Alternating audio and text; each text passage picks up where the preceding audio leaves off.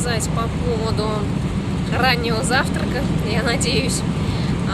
Все было у меня лично достаточно вкусно, и гречка, и котлета. В салате то, что громко названо вот в этом квиточке маслины, оказались одной маслиночкой. Вот. Но вот моему коллеге повезло меньше.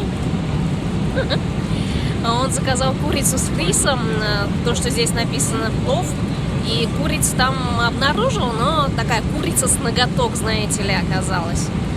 А вот булку и кекс я есть не стала, но все-таки хлебобулочные изделия, да? Да, майонез я тоже есть не стала. И надо сказать, что, наверное, по этой причине осталась несколько голодной. И еще одна неприятная новость от Северного ветра. За 13 часов полета нас кормили чем-нибудь горячим, да и вообще всего один раз. Оказывается, второе питание нужно было докупать. Насколько я помню, оно стоит 468 рублей на сайте, но кто же знал-то, что они окажутся такими скупердяями. Итак, общий вывод по полету авиакомпании Nordwind, Северный ветер, на какие-либо дальние расстояния.